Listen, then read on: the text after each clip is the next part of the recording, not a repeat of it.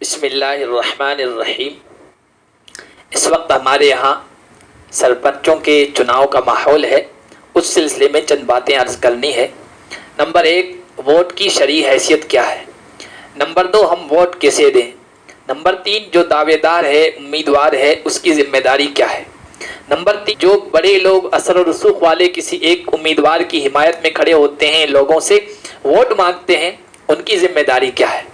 اور نمبر 5، سرپنچ بننے کے بعد اس آدمی کی ذمہ داری کیا بنتی ہے؟ اسلام اپنے ماننے والوں کو یہ حکم دیتا ہے کہ ان کے اجتماعی معاملات آپس کی رائے اور مشورے سے طے ہوں۔ سیاسی اور اجتماعی نظام کو قائم کرنے کے لیے آپس میں مشورہ کریں، اور یہ اہل اسلام کی عام خوبی اور صفت قرآن نے بتائی ہے۔ والذین استجابوا لربهم وقاموا الصلاة وامرهم شورى بینہم۔ اہل ایمان وہ ہیں جن کے آپس کے معاملات رائے اور مشورے سے طے ہوتے ہیں، اور نبی پاک صلی اللہ علیہ وسلم نے شورا کی، آپس کے رائے و مشورے کی فضیلت، اجتماعی نظم قائم کرنے کے لیے اس کی اہمیت اور ضرورت بتائی ہے۔ حضرت ابو ہریرہ فرماتے ہیں، اللہ کے نبی نے فرمایا کہ جب تمہارے اچھے لوگ تمہارے امیر و ذمہ دار ہوں، اور تمہارے مالدار لوگ بڑے دل والے ہوں، اور تمہارے آپس کے معاملات آپسی رائے و مشورے سے طے ہو، تو پھر زمین کا اوپر کا حصہ تمہارے حق میں بہتر ہے زمین کے نیچے کے حصے سے۔ جب تک اسلامی نہج پر، طرز پر خلافت تھی، حکومت تھی، تب یہ آپسی مشاورت بیعت کے ذریعے سے طے ہوتی تھی۔ اس کے بعد یہ عام ماحول بنا تو یہ انتخابات کے ذریعے سے طے ہوتا ہے، اور ووٹ انتخاب کا ایک اہم حصہ، ایک اہم پارٹ اور جز ہے۔ شرعی حیثیت کیا ہے؟ ووٹ ایک شہادت و گواہی ہے، ووٹ ایک امانت ہے، ووٹ ایک شفاعت و سفارش ہے، ووٹ ایک وکالت ہے۔ تھوڑی سی تفصیل کر دیتا ہوں۔ ووٹ کو گواہی قرار دیا ہے، اور جھوٹی گواہی دینے کو اسلام نے حرام قرار دیا، اور سچی گواہی دینے کو واجب اور لازم قرار دیا ہے۔ اے ایمان والو، کونوا قوامین بالقسط شہداء للہ، اللہ کے لیے انصاف پر قائم رہنے والے بن جاؤ، گواہی دینے والے بن جاؤ۔ اگر گواہی دینی پڑ جائے اپنی ذات کے خلاف، بالوالدین والاقربین، والدین اور رشتہ داروں کے خلاف، تب بھی ہچکچاؤ مت۔ یہ آیت کب اتری؟ یہودیوں نے سازش کی تھی اللہ کے نبی صلی اللہ علیہ وسلم کو قتل کرنے کی۔ اہل اسلام کے دل میں ان کے خلاف بہت نفرت تھی، تو کہا گیا کہ نہیں، ان کے سلسلے میں عدل اور انصاف کے معیار پر قائم رہو۔ معلوم ہوا کہ اگر کوئی پرتیاشی اور امیدوار ایسا ہے جس سے ہماری ذاتی رنجش ہے، اختلاف ہے، عداوت و دشمنی ہے، لیکن وہ حقدار ہے، خوبیوں کا مالک ہے، تو ہمیں اس کے حق میں گواہی دینا ہے۔ قرآن یہ حکم دیتا ہے، اور گواہی چھپانے کو بہت بڑا گناہ قرار دیا۔ وَلَا تَكْتُمُوا الشَّهَادَةَ وَمَن يَكْتُمْهَا فَإِنَّهُ آثِمٌ قَلْبُهُ، جو چھپائے گا وہ دل کے اعتبار سے بہت پلید اور گندا ہے۔ اللہ کے نبی صلی اللہ علیہ وسلم نے بیان فرمایا کہ الا اخبرکم باکبر الکبائر، بڑے بڑے گناہ نہ بتاؤں؟ صحابہ نے کہا رسول اللہ ضرور بتائیے۔ اللہ کے نبی نے فرمایا الاشراک باللہ وعقوق الوالدین، والدین کی نافرمانی، اللہ کے ساتھ شریک کرنا بڑے گناہ۔ ٹیک لگائے ہوئے بیٹھے تھے، سیدھے بیٹھ گئے، سہارا چھوڑ دیا۔ یہ اس بات کی دلیل تھی کہ اب بات جو کرنے والے ہیں وہ بہت اہم ہے۔ آپ نے فرمایا وقول الزور، وقول الزور، جھوٹی بات، جھوٹی گواہی، جھوٹی گواہی، جھوٹی گواہی، اتنی بار کہتے رہے۔ صحابہ کہتے ہیں ہم نے کہا کاش حضور خاموش ہو جاتے۔ بخاری و مسلم کی روایت ہے۔ ایک مرتبہ فجر کے بعد کھڑے ہو گئے اور کہا کہ اللہ کے ساتھ شریک ٹھہرانا اور جھوٹی گواہی دینا دونوں برابر کے گناہ ہیں۔ پھر آیت پڑھی وَاسْتَنِبُوا مِنَ الْأَوْثَانِ وَاسْتَنِبُوا قَوْلَ الزُّورِ۔ اللہ کے نبی صلی اللہ علیہ وسلم نے گواہی کے سلسلے میں کہا کہ بہتر گواہ وہ ہے جو گواہی دینے سے پہلے، مانگنے سے پہلے، جو گواہی کا مطالبہ کرنے سے پہلے گواہی دے دے۔ اس سے معلوم ہوا کہ اگر کوئی پرتیاشی اچھا ہے، قابل ہے، اور آپ سے ووٹ نہیں مانگے تو عام طور پر یہ ہوتا ہے کہ ہم سے تو مانگے نہیں، ہم اس کو کیوں دیں؟ نہیں، آپ کی ذمہ داری ہے کہ آپ جس کو صحیح سمجھتے ہیں اس کے حق میں گواہی دیں۔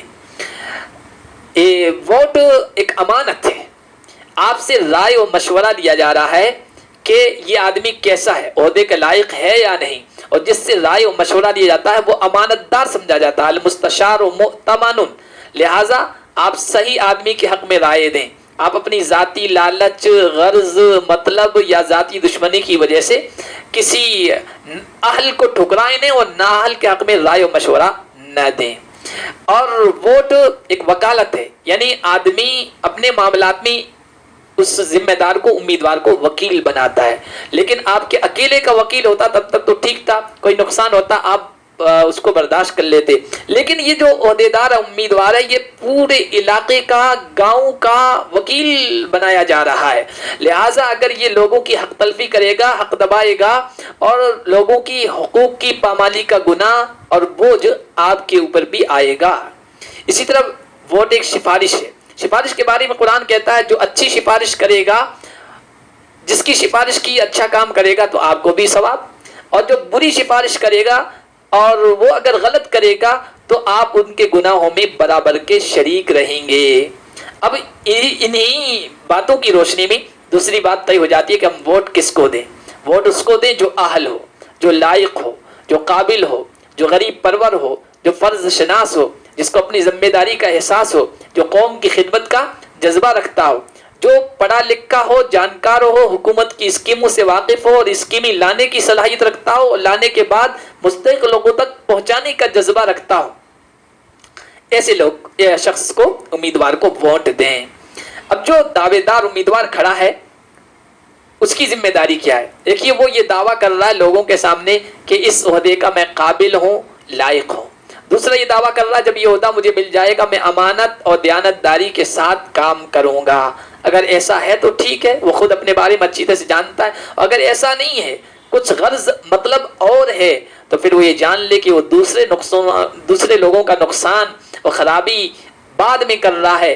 وہ غداری اور خیانت کی وجہ سے، دھوکہ دہی کی وجہ سے خود کو عذاب جہنم کا مستحق بنا رہا ہے. یہ حدیثوں کی روشنی میں بات کر رہا ہوں. اور عام طور پر یہ ہوتا ہے پرچار کے درمیان ایک دوسرے کے خلاف بڑی نفرت پھیلائی جاتی، الزام تراشیاں، بہتان لگانا، غلط باتیں منسوب کرنا. ایسا ہرگز نہ کیا جائے. اچھے انداز میں بھی آپ پرچار کر سکتے ہیں. آپ کیا کریں گے، گاؤں میں کیا کام نہیں ہوئے ہیں ہم وہ کروائیں گے، آپ کے عزائم اور ارادے کیا ہیں وہ بتا دیں. کسی پر چھینٹا کشی نہ کریں. عام طور پر اس طرح کے ماحول میں وہ تلخیاں، وہ کڑواہٹیں، وہ تنازعات، وہ اختلافات ہوتے ہیں اور اتنی دوریاں بڑھ جاتی ہیں کہ آپس کے تعلقات خراب ہو جاتے ہیں اور سالہ سال تک وہ صحیح نہیں ہوتے ہیں اور ان کی تلخی اور کرواہٹ محسوس ہوتی رہتی ہے. کسی پر الزام نہ لگائیں، بہت بڑا گناہ ہے. حضور نے فرمایا سب سے بڑا سود الربا الاستطالہ فی عرض المسلم، مسلمان کی عزت و آبرو پر حملہ کرنا یہ سب سے بڑا سود ہے. عام سود کے بارے میں کہا کہ وہ 36 مرتبہ زنا کرنے کے برابر ہے. اور حضور نے فرمایا کہ میں جب معراج پر گیا مجھے کئی منظر دکھائے گئے. ان میں سے ایک منظر تھا، کچھ لوگ تھے جن کے ناخن تانبے کے تھے اور اپنے سینوں کو نوچ رہے تھے. میں نے پوچھا یہ کیا ہے؟ کہا یہ وہ خبیث لوگ ہیں جو مسلمانوں کی عزت اور آبرو پر حملہ کیا کرتے تھے. کسی کی عزت و آبرو پر حملہ نہ کریں، تہمت، الزام تراشیاں نہ کریں. اچھے ماحول میں بھی آپ اپنا پرچار کر سکتے ہیں. جو لوگ سپورٹ کر رہے ہیں ان کی ذمہ داری یہ ہے کہ وہ خیر کی بنیاد بنے، خیر کے پھیلنے کا ذریعہ بنے اور برائی کے بند کرنے کا ذریعہ بنے. نبی پاک صلی اللہ علیہ وسلم نے ارشاد فرمایا کہ لوگوں میں سے کچھ ایسے لوگ ہیں جن کو اللہ تعالیٰ خیر کے لیے چابی بناتا ہے اور برائی کے لیے تالا بناتا ہے. ان سے خیر وجود میں آتا ہے، برائی رکتی ہے. اور کچھ لوگ ایسے بد نصیب ہیں جن کو اچھائی کے لیے تالا بنا دیا جاتا ہے اور برائی کے لیے چابی بنا دیا جاتا ہے، ان سے برائیاں وجود میں آتی ہے. آپ جو کچھ سفارش کر رہے ہیں اور غلط کی اگر سفارش کر رہے ہیں اور اس کا سپورٹ کر رہے ہیں اور لوگوں سے اس کے حق میں ووٹ مانگ رہے ہیں تو بہت بڑی ذمہ داری عائد ہوتی ہے کہ اس کا گناہ آپ کے کندھوں پر ڈالا جائے گا. آپ اچھائیوں کے پھیلنے کا اور اچھائیوں کے وجود میں آنے کا ذریعہ بنیے. پھر جو آدمی امیدوار جیت جاتا ہے اس کی اب جیتنے کے بعد یہ ذمہ داری ہے کہ اب اختلافات کو ختم کر دے. مخالف، موافق، اپنا، پرایا، کس نے ووٹ ڈالا، کس نے نہیں ڈالا، بعد میں ان میں تفریق نہ کرے. سب کو ایک آنکھ سے دیکھے، سب کو لے کر چلنے کا جذبہ اپنے اندر پیدا کرے، سب کی رائے کو احترام دے، احترام کرے سب کی رائے کا، اور سب کو ایک پلیٹ فارم پر لانے کا جذبہ اپنے اندر پیدا کرے اور صحیح نیت اور ارادہ رکھے گا. اللہ تعالیٰ آگے بھی اسے قوم کی خدمت کا موقع عطا فرمائے گا. اللہ پاک ان سچے جذبات کے ساتھ ہمیں کام کرنے کی توفیق عطا فرمائے. اور یہ بات یاد رکھیں، یہ ووٹ ڈالنا کسی دنیاوی معاملہ نہیں ہے. اس کو سیاسی ہار جیت نہ سمجھیں اور دنیاوی کھیل نہ سمجھیں، یہ دینی ذمہ داری ہے. اللہ ہمیں صحیح شعور عطا فرمائے.